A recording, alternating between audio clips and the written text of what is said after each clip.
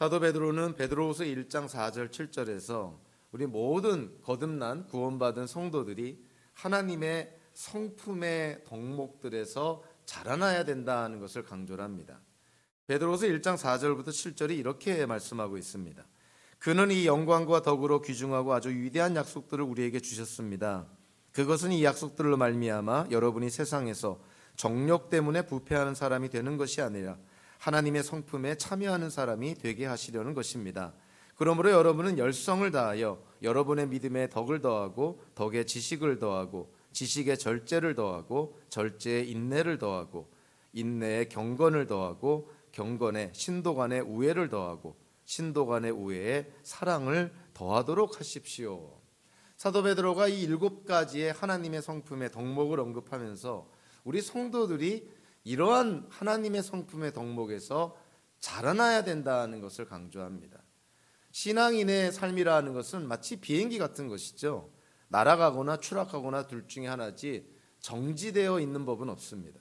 우리가 정지되어 있다고 생각한다면, 정체되어 있다고 생각한다면 그것은 이미 추락하고 있는 것이죠. 그래서 저와 여러분들은 정말 최선을 다해서 하나님의 성품의 이런 7가지 덕목에 성장하고 자라나도록 우리가 노력을 해야 되는 것이죠. 사도 베드로가 베드로후서 2장과 3장에서 거짓 교사들의 특징들을 언급을 할 때 이 베드로후서 1장 4절부터 7절까지 언급한 하나님의 성품의 7가지 덕목과 거짓 교사들의 특징을 대조해서 그렇게 해서 베드로후서에서 기술했다 이렇게 보여집니다. 왜냐하면 거짓 교사들의 특징들을 면면을 살펴보면 하나님의 성품의 7가지 덕목과는 전혀 관계없는 특징들을 갖고 있기 때문에 그런 것이죠. 그러니까 베드로후서에서 사도 베드로가 1장에서 이미 초대교회 기독교인들에게 주고자 하는 말씀을 기록을 하면서 2장 3장에서 거짓 교사들의 특징을 이미 염두에 두고 있었던 것이죠. 하나님의 성품의 7가지 덕목과 베드로후서 2장과 3장에 나오는 거짓 교사들의 특징은 대조적입니다. 도저히 융합될 수가 없는 특징들을 갖고 있는 것이죠. 하나님의 성품과 거짓 교사들의 특징. 사도 베드로는 믿음에다가 덕을 더해야 된다 이렇게 말합니다. 덕이라는 것은 상대방의 유익을 구하는 것인데 사실 거짓 교사들의 특징을 보니까 2장 2절에 보니까 그들로 인해서 진리의 길이 비방을 받는다라고 되어 있습니다. 덕이 되기는커녕 오히려 함께 공동체를 구성하는 지체들의 신앙에 걸림돌이 되고 있다는 것이죠. 덕이 없는 이들에게 지식이라는 것이 있을 수 있을까? 실제로 2장 1절에서 사도 베드로는 이 거짓 교사들을 어떻게 말하고 있냐면 실제로 그들은 그들을 통치하는 예수 그리스도의 주권을 부인하는 자들이라. 자기 고집대로 사는 자들이라. 그들에게 지식이라는 것이 있을 수가 없는 것이죠. 지식이 없는 자들에게는 절제라는 것이 또한 있을 수가 없습니다. 절제 없는 그들에게 나타나는 모습이라는 것은 당연히 탐욕과 방탕으로 내달리는 것이죠. 그래서 이 베드로후서 2장에서 그들의 절제 없는 삶, 탐욕과 방탕에 대해서 사도 베드로가 얼마나 자세하게 그리고 명시적으로 기술하는지 모릅니다. 그들은 성도들을 유혹하고 실족해 하고 파멸로 끌고 가고 있다. 거짓 교사들의 탐욕이라는 것이 그들의 브랜드다 이렇게 얘기를 합니다. 절제가 없는 이들에게 인내가 있을 수 있을까요? 인내라는 것이 있을 수가 없습니다. 마치 브레이크 없는 차가 빗길에 미끄러져서 멈출 수가 없는 것과 같은 것이죠.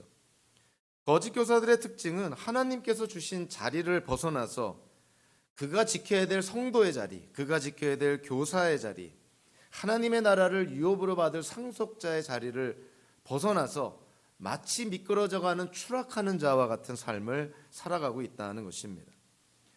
지식도 없고 절제도 없고 인내도 없는 거짓 교사들, 그들은 결국 불경건한 삶을 살 수밖에 없는 것이죠. 절제 없는 탐욕과 방탕한 정욕의 끝은 불경건일 수밖에 없는 것이죠.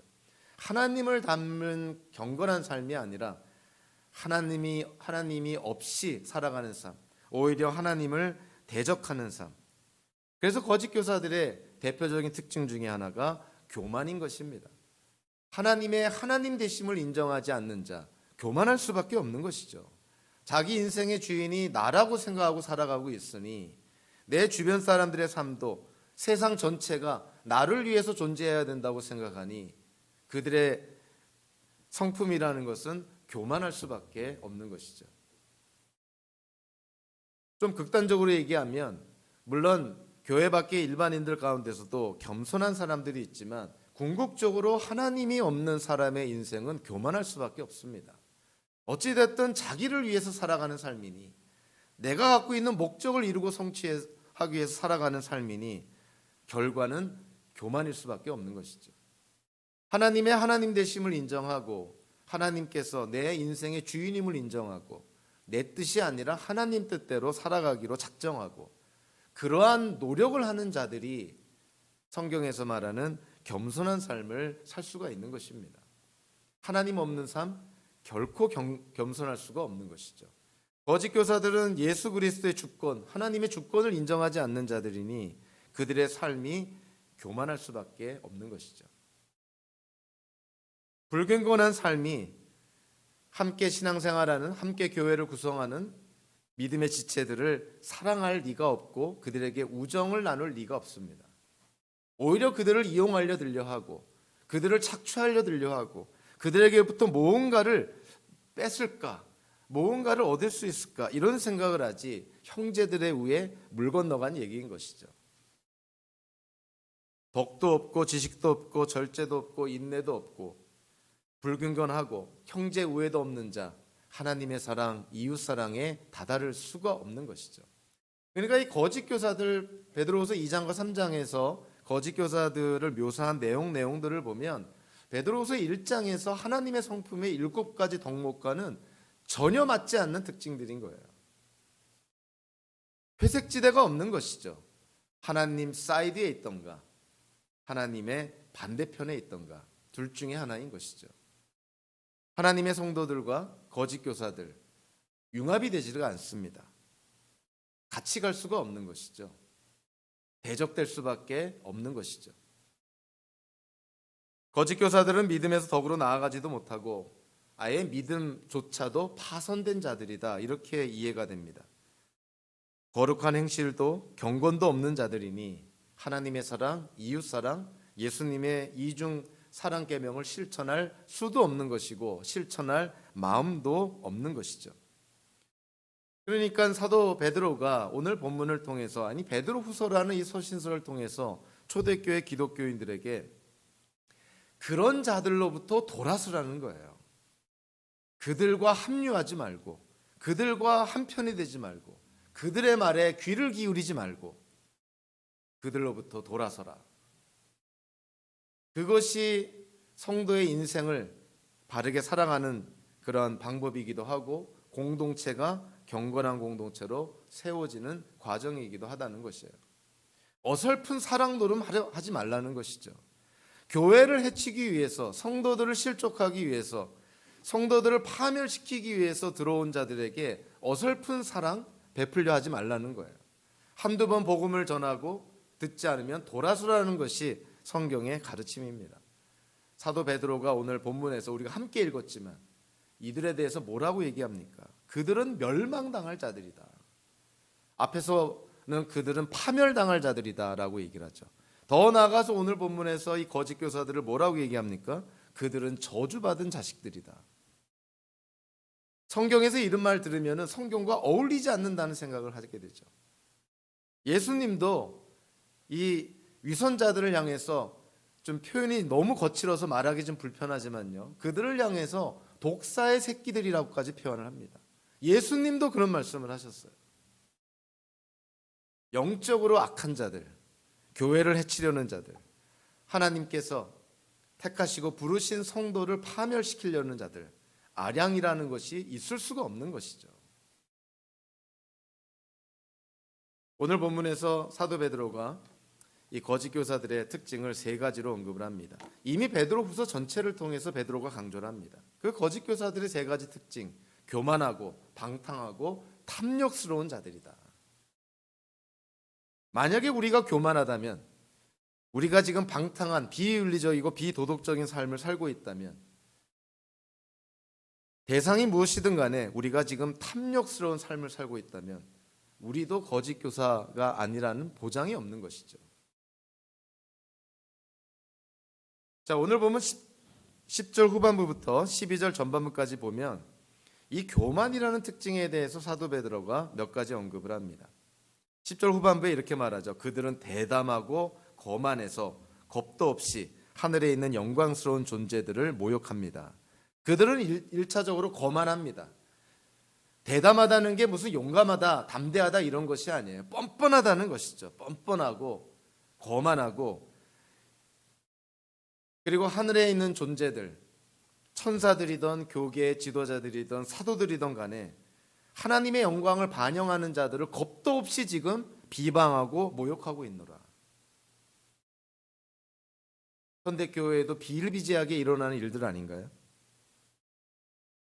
이 거만하다라고 번역된 이 단어가 신약 성경에서 딱 두 군데 사용되는데 오늘 본문하고 디도서 1장 7절에 또 한 번 사용을 합니다. 디도서 1장 7절에서는요, 직분자에 대한 어떤 퀄리피케이션, 자격 조건을 언급을 하면서 감독의 자격 조건 중에 하나가 뭐라고 말하고 있냐면 흠잡을 데가 없으며 자기 고집대로 하지 아니하며, 자기 고집을 부리는 것, 그것이 오늘 본문에서 거만하다라고 번역된 같은 단어인 거예요. 고집을 피우는 것. 한편으로 보면은 신앙인들이, 기독교인들이 신앙이답게 이 땅을 살려면 좀 고집스러운 데가 있어야 됩니다.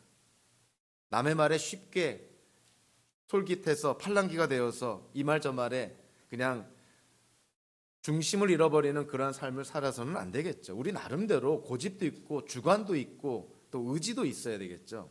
그러나 여기서 말하는 거만하다든가 또는 디도서에서 말하는 자기 고집은 이거는 자기 생각이 최고라고 주장하는 것이죠. 회사든 기관이든 교회든 회의를 할 때 자기 고집을 피우면 어떻게 되겠어요? 그것이 합리적이고 이성적이고 누구나가 공감할 수 있는 거라면 다 귀를 기울일 텐데, 말도 안 되는 자기 편견에, 선입견에 사로잡아서 자기 고집을 피운다면 그 회의가, 그 공동체가 하나가 되겠습니까? 그래서 교회의 직분자를 세울 때 자기 고집을 피우지 않는 사람을 세우라. 한마디로 교만하지 않은 사람이라는 것이죠. 겸손한 사람은 남의 말을 청종할 줄 알고요. 그리고 성경에서 말한 것처럼 다른 사람을 나보다 더 나은 자로 여기는 그러한 마음이 있는 사람들이 성도들입니다. 하물며 교회의 지도자들은 말할 것도 없는 것이죠. 내 생각만이 옳다고 주장하는 사람은 교회 지도자로서의 자격이 안 된다는 거예요. 거짓 교사들의 특징 가운데 하나가 그것입니다. 거만하게 자기 고집을 피우는 것이죠. 사실 10절 후반부부터 11절까지가 성경학자들이 이 성경을 이해하고 번역하고 해석하는데 상당한 어려움을 겪습니다. 자, 왜냐하면 베드로가 표현한 것들이 실질적으로 구체적으로 무엇을 의미하는지가 분명치 않아서 그런 것이죠. 뭐냐면 10절 후반부에 이렇게 말하죠. 거짓 교사들은 겁도 없이 하늘에 있는 영광스러운 존재들을 모욕합니다. 하늘에 있는 영광스러운 존재들, 이렇게 풀어서 설명을 했지만 헬라어 성경에 보면 단어가 딱 하나예요. 문자적으로는 영광들이라는 표현입니다. 거짓 교사들이 겁도 없이 영광들을 모욕합니다. 이렇게 표현하고 있는 것이죠. 그러면 그 영광이 가리키는 대상이 누구인가에 대해서 성경학자들이 조금 이견들이 있습니다. 누구는 여기 새 번역의 그 번역처럼 하늘에 있는 영광스러운 존재들, 선한 천사들이라고 이해하는 사람들도 있고, 또 혹자는요, 교계의 지도자들, 사도들이다 이렇게 또 표현하기도 합니다. 하나님의 영광을 받은 자, 천사들, 하나님의 형상대로 지음받은 인간들, 하나님의 영광, 하나님을 반영하는 자들 아닙니까? 그러니까 사실 두 가지 의미가 다 여기에 있다고 보는 건데요. 11절을 보면 11절에는 천사들은 그들보다 더 큰 힘과 능력을 가지고 있으면서도 주님 앞에서 그들을 비방하는 고발을 하지 아니합니다. 베드로후서와 유다서는 여러 가지로 유사한 내용들을 많이 담고 있습니다. 특별히 오늘 본문 11절은요. 유다서 8절 9절과 밀접한 관계가 있어요. 유다서 8절 9절에서 이렇게 언급을 합니다. 마찬가지로 이 사람들도, 즉 거짓 교사들이죠. 이 사람들도 꿈꾸면서 육체를 더럽히며 권위를 없선 여기며 영광스러운 존재들을 모독하고 있습니다. 여기서 영광스러운 존재들, 마찬가지로 영광들이라는 표현이에요. 똑같은 표현입니다. 영광들을 모독하고 있습니다. 자, 그러면서 정경 66권에 나와 있지 않은 성경 밖에 있는 어떤 문헌에서 유다가 이와 같은 내용을 언급을 합니다. 천사장 미가엘은 모세의 시체를 놓고 악마와 다투면서 논쟁을 할 때 차마 모욕적인 말로 단죄하지 못하고 주님께서 너를 꾸짖으시기를 바란다, 이렇게만 말하였습니다.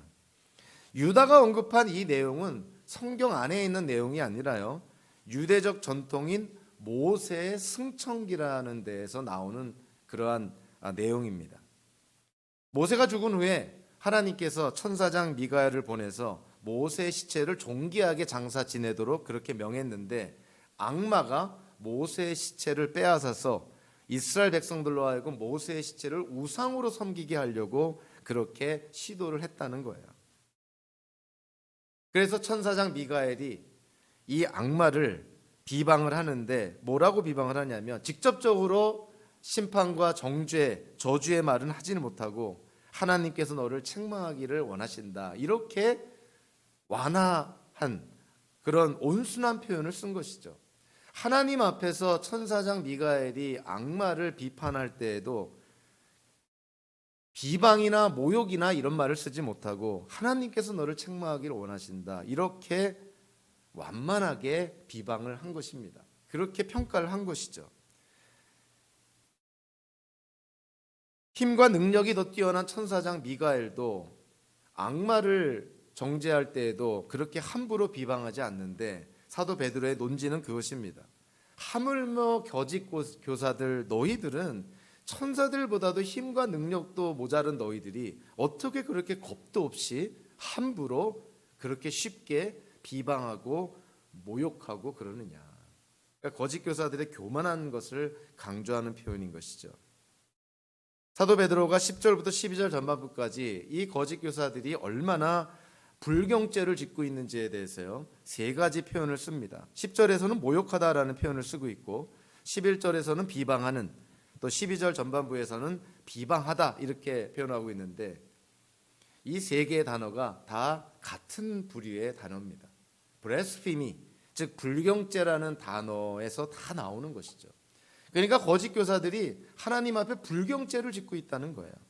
하나님 앞에서 함부로 비방하고 모욕하고 있다. 한마디로 거짓 교사들은 교만한 자들이라는 거예요. 하나님 앞에서조차도 자기보다 선한 자들을 비방하고 모욕하는데 두려움도 없고 주저함도 없다는 것이죠. 이게 어제 오늘의 일입니까? 현대 교회 안에서도 얼마나 거짓말이 난무하고 얼마나 위선이 난무하고 얼마나 다른 사람들을 비난하고 정죄하고 손가락질하는 일들이 이 공동체 안에서 얼마나 많이 일어나고 있는지 참 우리가 어쩔 수 없이 인정하게 되잖아요. 이 거짓 교사들이 그랬다는 거야. 하나님 앞에서 하나님을 두려워하고 경외할 줄도 모르고 자기보다 훨씬 힘과 능력이 뛰어난 천사들도 조심하고 있는데, 거짓 교사들은 지금 미쳐 날뛰고 있다는 것이죠. 비방하고 있노라. 하나님께 불경죄를 짓고 있노라. 자, 그러니까 이들에 대해서 사도 베드로가 12절 후반부에 뭐라고 말합니까? 그들은 짐승들이 멸망하는 것 같이 멸망을 당할 것입니다. 그들은 짐승들처럼, 이성 없고 지각 없는 짐승들처럼, 태어나서 죽을 수밖에 없는 그런 지각 없는 짐승들처럼 거짓 교사들도 그렇게 멸망을 당할 것입니다. 베드로후서 2장 1절부터 3절까지 사도 베드로가 거짓 교사들이 궁극적으로 가서는 파멸당할 거라는 것을 3번이나 반복해서 강조했듯이, 자, 오늘 본문에서도요, 이 사도 베드로가 11절과 12절에서만 죽음이라는 단어를, 멸망이라는 단어를 3번이나 반복을 합니다. 12절 전반부에서는 잡혀서 죽을 목적으로, 그리고 12절 후반부에서는 짐승들이 멸망하는 것 같이 그들도 멸망을 당할 것입니다. 결국 거짓 교사들은 반드시 멸망을 당할 거라는 것을 같은 부류의 단어 세 가지를 이 한 구절 안에 반복해서 등장시킴으로 말미암아 사도 베드로가 강조하는 것이죠. 교만한 자, 거짓 교사들, 그들은 파멸당할 것이고 그들은 분명히 멸망당하고 말 것이다. 거짓 교사들의 이런 끝을 우리가 생각한다면 저희들이 말과 행동, 일상, 매일매일의 삶을 살아갈 때 항상 우리가 생각해야 될 것이 있어요. 우리는 과정만을 생각할 것이 아니라 이런 과정들이 합력해서 어떠한 결과를 초래할 것인지를 우리가 항상 생각해 봐야 됩니다. 내가 하는 말과 행동이 궁극적으로 어떠한 결과를 초래할까? 우리의 말과 행동이 결국 끝에는 어떻게 나타날까? 우리도 결국은 믿는 자든 믿지 않는 자든 모든 자들이 하나님께 마지막 때 마지막 판결을 받게 되는데 우리를 향한 하나님의 판결은 과연 무엇일까? 우리가 이런 걸 한번 염두에 두고 이런 거를 고려하면서 이런 거를 인식하면서 우리가 살아간다면 우리의 매일의 삶, 우리의 말과 행동 당연히 조심스러울 수밖에 없겠죠. 당연히 심판과 정죄와 저주받아 마땅할 대상조차도 천사장 미가엘이 악마를 비난하는 그 표현조차도 완만한 표현을 썼던 것처럼 저와 여러분들도 이 땅을 살아가면서 정말 나중에 후회할 말들은 안 하고 사는 것이 상책인 것이죠. 아무리 정말 속이 뒤집어져서 정말 있는 말 없는 말 다 해주고 싶은 그런 대상이라 하더라도 하나님 앞에서는 우리가 그래서는 안 된다는 것을 우리가 꼭 기억할 필요가 있습니다. 모든 심판, 모든 재판, 모든 결과는 하나님 손에 달려있는 것이지 내가 재판관이 되는 것이 아니고 우리가 하나님이 될 수가 없는 것이죠. 그런 의미에서 정말 우리 마음에서 속에서 막 우라통이 터져서 우리의 입으로 정말 상대방에 대한 저주의 말이 막 나오려 할 때 살다 보면 왜 그런 때가 없겠어요? 그런 때라도 그런 유혹이 들 때 그런 말을 하고 싶을 때 여러분들의 입을 손으로 틀어 막아야 됩니다. 우리는 그렇게 살아야 됩니다. 다른 사람들이 다 저주의 말을 해도 우리는 하나님 앞에서 살기 때문에 하나님이 계시다는 걸 알기 때문에 입에서 터져나오는 그러한 저주의 말, 이런 말들을 하지 않도록 우리의 입을 막아야 되는 것이죠. 하고 싶은 말 다 하고 살면 자기는 속이 편할지 모르겠지만 주변 사람들이 얼마나 많은 상처를 받을까요? 내 속 편하자고 주변 사람들 힘들게 하는 거, 그게 성도의 자세일 수는 없는 것이죠. 거짓 교사들은 그랬다는 거예요. 거짓 교사들이. 그래서 그들은 죽어 마땅할 자들이고 멸망당해 마땅할 자들이고 파멸당할 자들이라는 거예요. 사도 베드로가 그렇게 단호하게 얘기를 합니다. 두 번째로 거짓 교사들의 특징은요, 교만에 의해서 13절 14절은 정말 읽기가 민망할 정도로 방탕한 자들이었다는 거야. 13절과 14절 세 가지로 딱 구분해서 얘기를 하면 이렇게 그들의 특징을 얘기를 합니다. 이 거짓 교사들의 특징이, 두 번째 특징이 방탕이라는 것인데 이 방탕을 13절 14절에서 세 가지로 표현합니다. 첫째로 그들은 성적으로 음란한 자들이다. 비윤리적이고 비도덕적인 삶을 살아가고 있는 것이죠. 보통 사람들은 남보기가 민망하니까 밤에 방탕한 연애를 여는데 이들은 훤한 대낮에 다른 사람들 다 볼 수 있는 그러한 훤한 대낮에 방탕한 연애를 즐기는 자들이다. 그러니까 뻔뻔한 자들이라는 것이죠. 방탕한 것도 죄지만 그 방탕한 것을 부끄러워 여길지도 모르는 후한무치한 수치심이라는 것이 없는 그러한 자들이라는 거예요. 두 번째로 사도 베드로가 그 13절 14절에서 특히 13절에서 그들은 여러분과 연회를 즐길 때에도 자기들의 속임수를 꾀하고 있습니다. 여기서 연회라는 표현을 씁니다. 이 원어적으로는 같이 음식을 나눈다 이런 뜻이에요. 근데 공동체 안에서 성도들이 같이 음식을 나누는 것은 한마디로 성만찬으로 이해가 됩니다. 그러니까 요즘은 성만찬 하면은 성례 어떤 의식으로만 행해지지만 초대교회 때는 이 성찬식을 거행할 때 애찬도 함께 나눴습니다. 같이 밥도 먹고 성찬식도 나누고 그랬다는 것이죠. 그래서 여기서 사도 베드로가 연회 같이 만찬을 나눈다. 이거는 사실은 성만찬을 의미한다고 보는 게 맞습니다. 근데 이 거짓 교사들이 어땠다고요? 심지어 예수님의 살과 피를 빵과 잔으로 함께 나누는 성만찬의 자리에서조차도 음란한 눈으로 간음할 대상들을 찾고 있었다는 거예요.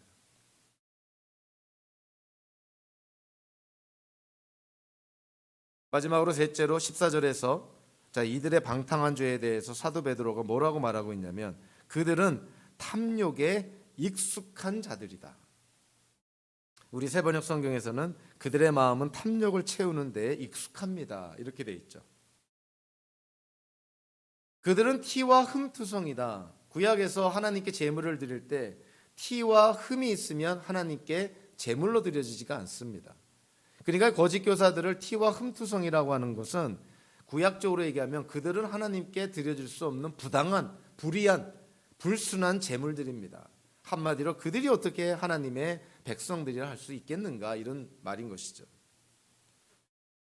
14절 전반부에 그들의 마음은 탐욕을 채우는 데 익숙합니다. 참 이게 번역을 하다 보면 우리에게 쉽게 이해가 되도록 이렇게 좀 완만하게 번역을 했는데요. 자, 이 부분도 문자적으로 번역하면 이런 것이에요. 탐욕의 마음을 훈련시키는 자들이라는 거예요. 탐욕의 마음을 훈련시킨다. 그냥 탐욕의 마음이 드는 게 아니라 탐욕의 마음에 익숙해지는 정도가 아니라 탐욕의 마음을 훈련시키고 있다 이런 표현이에요. 여기서 익숙하다라고 번역된 이 단어가 사실 헬라어 동사 연습하다, 훈련하다라는 굽나조라는 단어를 번역한 것이죠. 그러니까 익숙하다라는 번역이 너무 좀 미약한 거예요. 익숙한 것이 아닙니다. 탐욕의 마음을 훈련시키고 있는 거예요. 트레이닝하고 있다 이렇게 표현하고 있어요. 그러니까 거짓 교사들이 탐욕의 마음을 갖는 거는 그냥 인간의 죄성 가운데 본성 가운데 갖고 있는 정도가 아니라 그 탐욕의 마음을 지금 키워나가고 있고 훈련시키고 있고 연습하고 있다 이렇게 표현하고 있는 것이죠. 그래서 굽나조라는 이 헬라어 동사로부터 이 독일어 교육기관을 뜻하는 김나지움이라는 단어가 나왔고요. 우리 현대 영어로는 짐네지움, 짐이라는 단어가 여기서 나옵니다. 그러니까 거짓 교사들은 탐욕의 마음을 체육관에 가서 마치 훈련하는 것처럼 그렇게 훈련시키고 있다는 거예요. 그러한 마음 상태로 지금 함께 성찬식에 또는 함께 공동체를 구성하고 있는 믿음의 지체들을 지금 유혹의 눈길로, 음란한 눈길로, 호색한 눈길로 간음할 대상자를 찾고 있는 그러한 방탕한 자들이라는 거예요.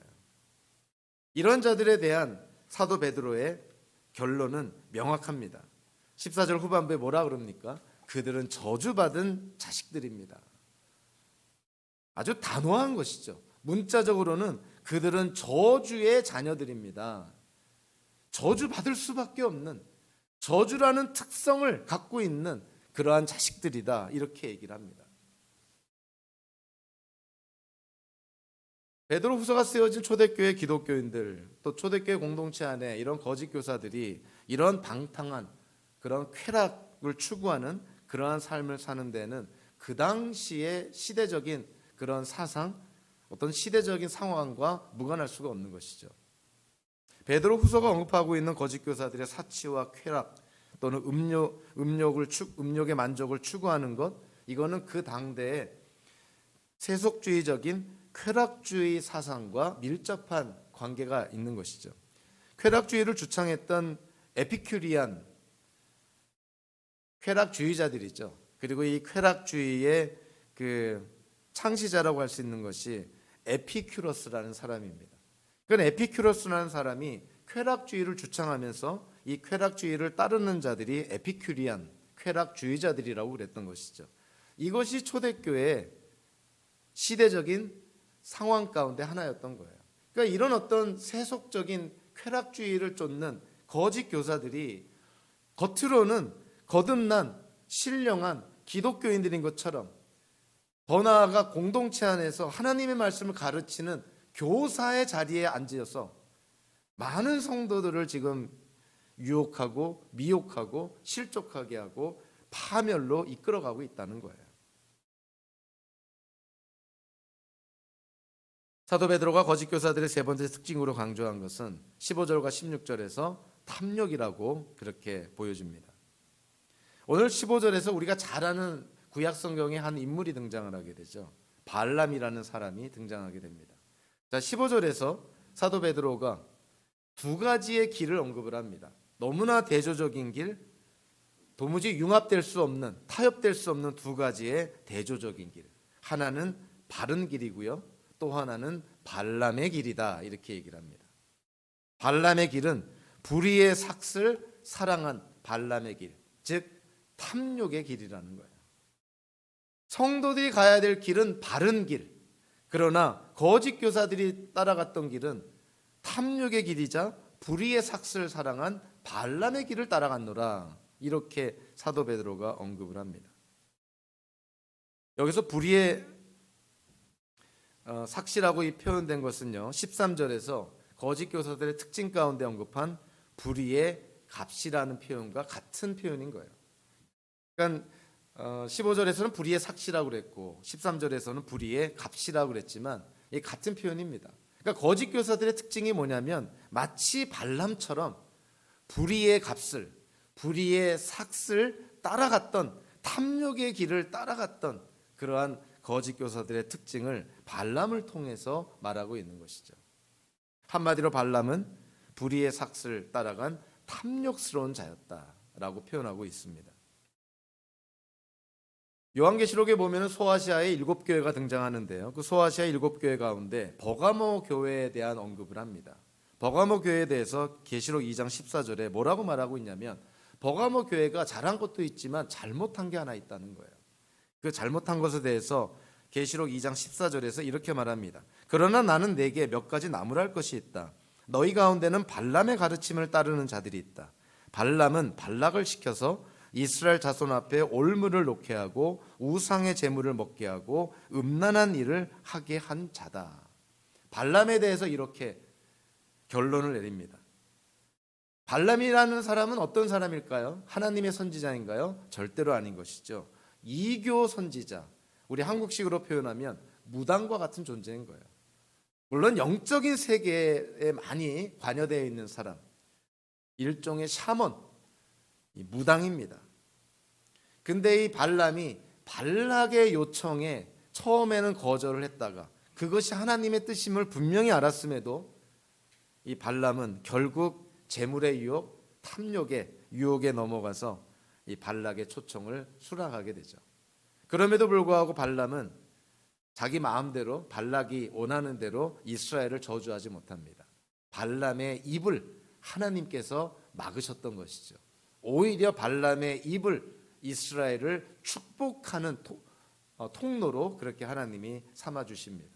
자, 그럼에도 불구하고요, 이스라엘을 저주하지 못했지만 이 민수기 25장과 민수기 31장에 보면 어떠한 사건이 언급이 되냐면, 이스라엘 민족이 시딤이라는 곳에 머무는 동안 이 이스라엘 민족이 모압 백성의 딸들과 음행을 합니다. 근데 이들이 음행을 한 그 동기가 뭐였냐면, 그 시작이 뭐였냐면 발람의 꾀였다는 거예요.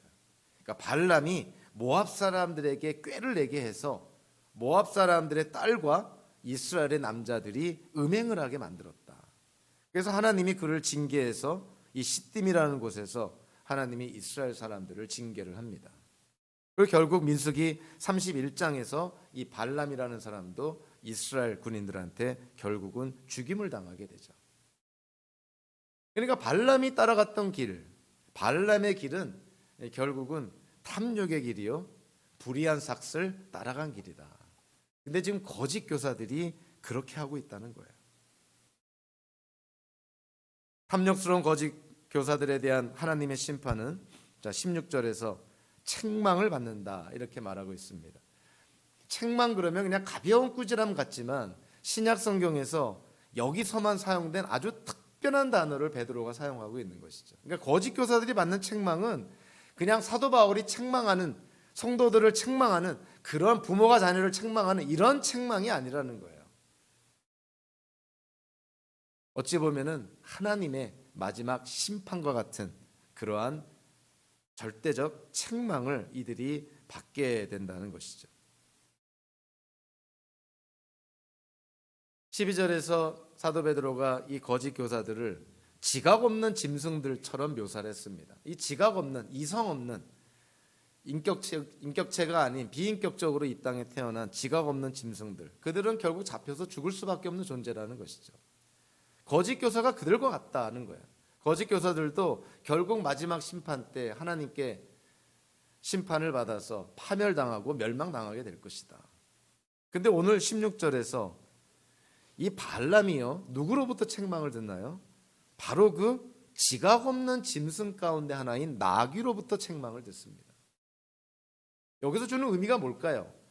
거짓 교사들은 지각 없는 짐승 정도가 아니라 지각 없는 짐승으로부터 책망받을 정도로 형편없는 자들이라는 거예요. 지각 없는 짐승보다 못한 자들이다. 이렇게 지금 오늘 보면 16절에서 언급하고 있는 것이죠. 그러니까 사도 베드로가 지금 교회를 해치는 초대교회 거짓 교사들에 대해서 그들의 특징을 언급하면서 성도들에게 경각심을 불러일으킵니다. 혹이라도 여러분들이 귀를 기울이고 여러분들이 말을 듣고 있고 혹이라도 여러분들이 따라가는 그 거짓 교사들, 그들은 파멸당할 자들이요, 멸망당할 자들이요, 지각 없는 짐승보다도 못한 자들이요, 그들은 저주받은 자식들입니다. 그들과 교제하고 교류하려고 하지 마십시오. 그들과 떨어지고 분리해서 분별력 있게 그렇게 살아야 됩니다. 어느 성경교사는 오늘 본문을 언급을 하면서요, 오늘날과 같이 이렇게 기독교 안에서도 혼탁한 이런 시대에 마치 발람과 같이 탐욕의 길을 따라간 또는 탐욕의 복음을 전한 사람이 누가 있을까? 아마 여러분들도 이 거짓 교사와 같이 탐욕과 방탕과 거짓, 위선, 교만한 자, 아마 이런저런 사람이 생각날 수 있어요. 근데 제가 읽은 주석의 그 성경학자는요, 어떤 사람을 예를 들었냐면 우리에게도 너무나 잘 알려진 사람입니다. 미국 캘리포니아에서 수정교회를 세우고 소위 말하는 긍정신학을 전파했던 로버트 슐러 목사님을 언급을 합니다. 로버트 슐러 목사님은 이렇게 주장을 했죠. 예수 믿고 자기 꿈을 이루라. 예수 믿고 하나님의 꿈을 이루라는 것이 아니라 예수 믿고 당신이 세운 꿈을 이루기를 바란다. 그렇게 긍정적으로 생각하면 다 이루어진다는 거예요. 그 말에 현혹된 기독교인들, 목회자들, 기독교계가 얼마나 타격을 받았습니까? 얼마나 많은 추종자들을 이끌어냈나요? 로버트 슐러 목사님이 쓴 책에 감명을 받은 그런 사람들이 얼마나 많았나요? 지금도 텍사스의 어딘가에서 사역하고 있는 조엘 오스틴 목사도 이 로버트 슐러 목사를 신봉하는 자 아닙니까? 한국의 조윤기 목사도 로버트 슐러를 신봉하는 자 아닙니까? 예수 믿고 자기 꿈을 이루라. 이거는 복음이 아니라 탐욕을 이루고 성취하라는 거예요.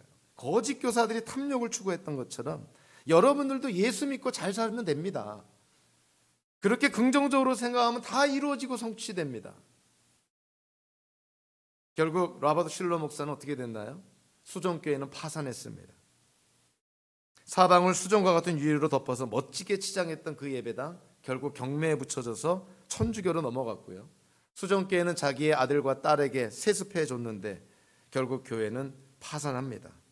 그것이 로버트 슐러 목사님이 전한 긍정 신학의 말로였던 것이죠. 한참 떠들어댈 때는, 한참 사람들이 모일 때는 마치 그것이 진리인 것처럼, 마치 그것이 진짜 복음인 것처럼 생각했지만 지나고 나서 보니, 시간이 흐르고 나서 보니 그것이 다 거짓이었고 그것은 하나님의 영의 거룩한 영의 역사가 아니라 악한 영의 역사였다는 거예요. 예수님의 말씀이 진리지 않습니까? 열매를 통해서 나무를 아는 것이에요. 결과를 통해서 그 사람이 어떤 사람인지, 그가 주장했던 이론과 논리와 신학과 교리가 과연 성경적인지, 그가 강조했던 것이 과연 하나님의 뜻에 합당한 것인지, 결국 열매를 통해서 나무를 아는 것입니다. 결국 뒤이어 나오는 그런 결과들을 통해서 그가 했던 목회, 그가 주장했던, 그가 외쳤던 주장들, 그 모든 것들이 다 거짓이었다는 것이죠. 사도 베드로가 베드로후서를 통해서 초대교회 기독교인들에게 왜 이 거짓 교사들의 특징을 이렇게 불편할 정도로 자세하게 언급을 하면서 초대교회 기독교인들에게 경각심을 불러일으킵니까? 이게 그냥 사업에 한번 실패하는 정도가 아니라 영적으로 파산하면 회복이 사실 어렵습니다. 이단에 빠진 자, 그 이단에서 나오기가 얼마나 어려워요. 한번 이단에 빠져서 영의 눈이 가리워지고 영적으로 미혹당해서 실족하면 자기 인생뿐이 아니라 자기의 가족, 자녀들, 배우자, 인생 다 망치는 것 아니에요? 그것이 남의 일인가요? 기독교계에서 얼마나 많이 그런 일들이 벌어지고 있습니까? 그러니까 사도 베드로가 사도일 뿐만이 아니라 신앙의 선배로서 또는 영적인 아버지로서 초대교회 기독교인들에게 눈물로 호소하는 것이죠. 여러분들 이런 자들을 조심해야 됩니다. 그들은 교만과 방탕과 탐욕에 물든 자들입니다.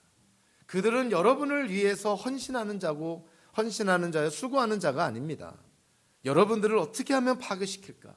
여러분들을 통해서 어떻게 하면 뭔가를 얻어낼까? 여러분들을 어떻게 하면 유혹시킬까? 그러한 자들이 거짓 교사들입니다.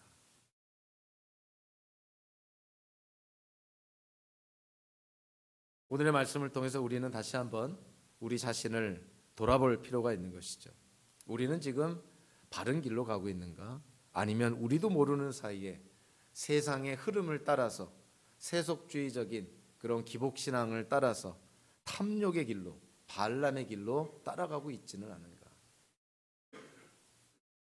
우리는 어떠한 일을 옳게 하려고 하기보다는 옳은 일을 하려고 노력을 해야 됩니다. 악한 것도 자기를 합리화해서, 과정을 합리화해서 옳게 하면 되지 않느냐, 이렇게 주장하는 어처구니 없는 경우들이 많이 있는 것이죠. 우리는 악하고 더러운 일을 옳게 하려고 하는 사람들이 아니라 옳은 일을 하려고 하는 사람들이 기독교인이라는 것이죠. 그래서 선과 악을 분별할 수 있어야 되고, 옳고 그름을 분별할 수 있어야 되고, 하나님의 뜻과 세상의 이 시대의 풍조를 분별할 수가 있어야 되는 것이죠. 저와 여러분들이 그러한 삶을 산다면 단순히 우리의 인생만 부유해지는 것이 아니라 우리 주변에 있는 사람들의 인생이 부유해집니다. 여러분들의 배우자가, 여러분들의 자녀가, 거꾸로는 여러분들의 부모님들까지도 여러분들의 삶을 통해서 영적인 부유함을 누릴 수가 있게 되는 것이죠.